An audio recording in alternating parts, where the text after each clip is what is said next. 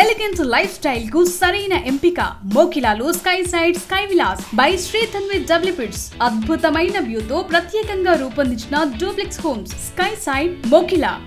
ఒక ఉన్మాది చేతిలో మదనపల్లిలో దారుణ హత్యకు గురైనటువంటి హత్యకు గురైనటువంటి బాలిక మృతదేహాన్ని ఈరోజు రాత్రే స్వగ్రామం ఏదైతే ఉందో రాగిమాన్ దిన్నపల్లికి తరలించారు. వాటికి సంబంధించి కూడా ఈరోజు బాలిక మృతదేహాన్ని కూడా అంత్యక్రియలకు అన్ని ఏర్పాట్లు చేశారు. అయితే ఈ అసలు ఒక 7 ఏళ్ల బాలికపై ఇంత దారుణంగా పాశవికంగా అత్యాచారం చేసి హత్యకు తర్వాత డ్రమ్ములో కుక్కి చంపిన ఏదైతే ఉన్మాదిలో ఉన్మాది కూడా కాసేపటి క్రితమే అతను ఆత్మహత్య చేసుకొని కూడా చనిపోయినట్టు తెలుస్తుంది. మన బాలిక మృతదేహం ఇంటి వద్ద ఉన్నాం. ఇక్కడ ఇప్పటికే బాలిక తల్లిదండ్రులు కావచ్చు, కుటుంబ సభ్యులు బోర్డు పిలిపిస్తున్నారు. ఒక బాలికను అత్యంత కిరాతకంగా హత్య చేశాడు. ఇలాంటి వారికి ఉరిశిక్ష అంటూ కూడా ఇప్పటికే మొదటి నుంచి డిమాండ్ చేస్తూ వస్తున్నారు. ఆ తర్వాత అయితే ఎవరైతే ఉన్నాడో ఆ ఉన్మాది ఇప్పటికే అతను ఆత్మహత్య చేసుకుని చనిపోయినట్టు కూడా తెలుస్తుంది. అయితే ఇలాంటి వాడికి ఖచ్చితంగా కఠినమైన శిక్షలు వేయాలంటూ కూడా నిన్నటి నుంచి కూడా దాదాపు ఆందోళన వ్యక్తం చేశారు కుటుంబ సభ్యులు కావచ్చు.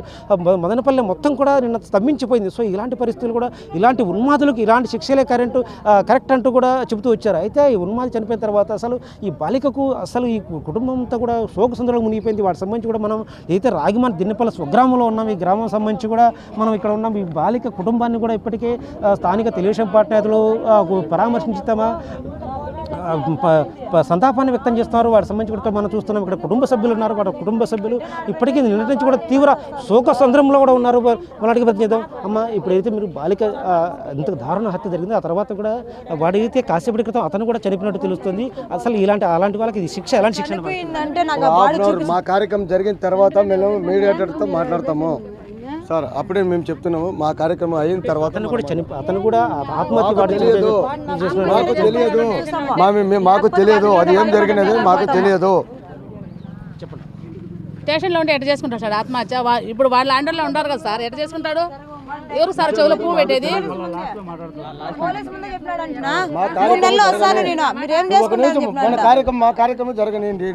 సేపట్లో బాలిక మృతదేహాన్ని అంత్యక్రియ కూడా ఎప్పటికీ సిద్ధం చేశారు. ఇప్పటికే స్థానిక నేతలు సైతం బాలిక కుటుంబాన్ని పరామర్శించి తమ సంతాపాన్ని వ్యక్తం చేస్తున్నారు. ఇలాంటి వారికైతే వాడు చనిపోవడం, ఆ తర్వాత అసలు ఇంటి ప్రభుత్వం తరపున ఎలాంటి ఏర్పాట్లు చెబుతున్నారు చెప్పండి. అసలు మీరు ఇప్పుడు బాలిక మృతదేహానికి సంబంధించి కూడా ఇప్పటికే మీరు పార్టీ తరపున ఎలాంటి సాయం అందించబోతున్నారు? సీఎం గారు, లోకేష్ బాబు గారు, హోమ్ మినిస్టర్ గారు అందరూ వాళ్ళ కుటుంబ సభ్యులతో మాట్లాడారు.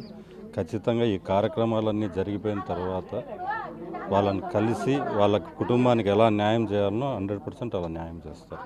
దాని అనుమానం ఏం లేదు. ప్రజలు చాలా సెన్సిటివ్ ఇష్యూ కాబట్టి ప్రజలంతా నిరసన తెలిపారు తప్ప అతను అక్కడ చేసింటాడని ఎవరు ఊహించలేదు. వాళ్ళ ఇంటి వెనకాల అతనే. కానీ జరిగిన సంఘటన చాలా దురదృష్టకరం. ప్రభుత్వంలో ఉండే పెద్దలందరూ కుటుంబ సభ్యులతో మాట్లాడారు. ఖచ్చితంగా వాళ్ళకి చేయాల్సిన న్యాయం ప్రభుత్వం తరపున జరుగుతుంది. భవిష్యత్తులో ఇలాంటి ఘటనలు జరగకుండా ప్రభుత్వం తరపున ఎలాంటి చర్యలు తీసుకోవాలని మీరు కోరుతారు? ఇతనికి పడే చట్ట ప్రకారం ఇతనికి పడే శిక్షను చూసి ప్రజలు నాకు తెలిసి ఎవరు ఇలాంటి పనులు చేసేదానికి సాహసం చేయలేరు. ప్రభుత్వం అలాంటి కఠిన చర్యలు తీసుకునేదానికి సిద్ధంగా ఉంది. అంటే ఇంత ఘటనకు ఇంత దారుణానికి ఒడిగట్టిన తర్వాత ఆత్మహత్య చేసుకున్నాడని కూడా కాసేపటి క్రితం తెలిసింది. అసలు ఇలాంటి వారికి ఆత్మహత్య చేసుకోవడం అనేది ఎలా భావిస్తారు? అవన్నీ అతన్ని సంఘటన జరుగుతానే అతన్ని పోలీసులు పట్టుకున్నారు, సరెండర్ చేసుకున్నారు తప్ప ఇవన్నీ ఎక్కడ అఫీషియల్గా ఎక్కడ న్యూస్ అయితే ఏం లేదు. ఏదైతే ఉందో అతను ఉన్మాది ఎవరైతే ఉన్నారో ఉన్మాది కాసేపు క్రితం చనిపోయినట్టు తెలుస్తుంది. మరి తను ఎలా చనిపోయింది అనేది తెలియాలి. ఎందుకంటే తను ఒక నీరుగట్టు ప్రాంతంలో ఏదైతే ఉందో అక్కడ ఆత్మహత్య చేసుకున్నాడని కూడా తెలుస్తోంది. అయితే ఈ బాలిక కుటుంబాన్ని పరామర్శించడానికి తెలుగుదేశం పార్టీ రాయంపేట ఇన్ఛార్జ్ కూడా జగన్మోహన్ రాజు కూడా వచ్చారు. అని చెప్పండి, అసలు ఈ బాలిక మీకు ఎలాంటి సంతాపం వ్యక్తం చేస్తారు? భవిష్యత్తులో ఈ కుటుంబానికి ఎలాంటి ఓదార్పిస్తారు? ఇటువంటి సంఘటన జరగకూడదు. సభ్య సమాజం కూడా దీన్ని ఖండిస్తుంది. సాక్షాత్తు ముఖ్యమంత్రి గారు, లోకేష్ బాబు గారు, హోమ్ మినిస్టర్ గారు మొత్తం అంతా కూడా వారికి కుటుంబానికి అండగా ఉంటామని చెప్పి మాట ఇవ్వడం జరిగింది. ఇటువంటి సంఘటనలు పునరావృతం కాకుండా కఠినమైన చర్యలు చట్ట ప్రకారం తీసుకోవడానికి కూడా ఆదేశాలు ఉన్నాయి. కాబట్టి ఈ సంఘటన పునరావృతం కాకుండా చూసుకుంటారు. అలాగే ఈ కుటుంబానికి మేము బాసటగా నిలుస్తూ ఉన్నాము. అలాగే కుటుంబ సభ్యులకు కావాల్సినటువంటి వ్యవహారాలన్నీ దగ్గరుండి చూసుకుంటాము. ప్రభుత్వం నుంచి మీరు బాలిక కుటుంబానికి ఎలాంటి భవిష్యత్తులో సాయం అందిస్తారు? వాళ్ళకు అవసరమైనటువంటి అన్ని చర్యలు తీసుకునేటటువంటి బాధ్యతను మేము తీసుకుంటున్నాం. వాళ్ళ పేద కుటుంబము, చేనేతల కుటుంబము ఈ ఊర్లోనే ఉన్నారు, ఈ ఇంట్లోనే ఉంటూ ఉన్నారు. కాబట్టి వాళ్ళని ఆదుకోవాల్సినటువంటి బాధ్యత మాకుంది. వాళ్ళ అవసరం ఎలా ఉన్నాయి, ఆ కుటుంబంలో యజమాని దేంట్లో టాలెంట్ ఉంది, ఏం వృత్తి చేస్తాడు, ఆ వృత్తి పరంగా మేము ఆడుకోవడానికి. అందులో ఒక చిన్న బాబు ఉన్నాడు, ఆ బాబుకి చెప్పినటువంటి మన చదువులకు సంబంధించింది కానీ వాళ్ళ అమ్మకు వాళ్ళ నాన్నకు కుటుంబ పోషణకి ఇబ్బంది లేకుండా చేసేటటువంటి బాధ్యతను మేము తీసుకుంటాం.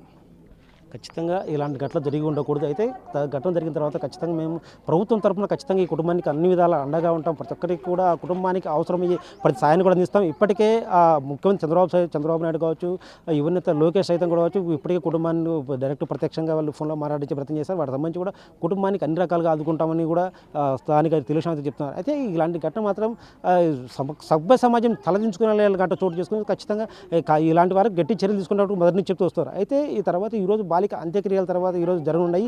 ఈ ప్రాంతంలో రాగిమల్ దిన్న ఆ గ్రామంలో ఈరోజు దాదాపు మధ్యాహ్నం తర్వాత అంత్యక్రియలు జరిగే అవకాశం ఉంది. వీటి సంబంధించి కూడా ఇప్పటికే స్థానిక తెలుగుదేశం పార్టీ నేతలు కావచ్చు, ప్రజా సంఘాలు వారందరూ కుటుంబానికి తమ సంతాపాన్ని వ్యక్తం చేస్తున్నారు. అయితే వీలాంటివి అయితే ఎవరైతే ఉన్నారో ఆ ఉన్మాది కులవర్ధన కూడా ఆత్మహత్య చేసుకున్నట్టు తెలుస్తోంది. దీనిపై కూడా ఇప్పటికే వీటికి సంబంధించి కూడా వారు చెబుతూ వస్తున్నారు. అయితే మధ్యాహ్నం తర్వాత అంత్యక్రియల తర్వాత కుటుంబం కూడా ఖచ్చితంగా మీడియాతో మాట్లాడే అవకాశం కూడా కెమెరా పర్సన్ సుదర్శన్తో శివ, బిగ్ టీవీ, రాయచోటి నుంచి.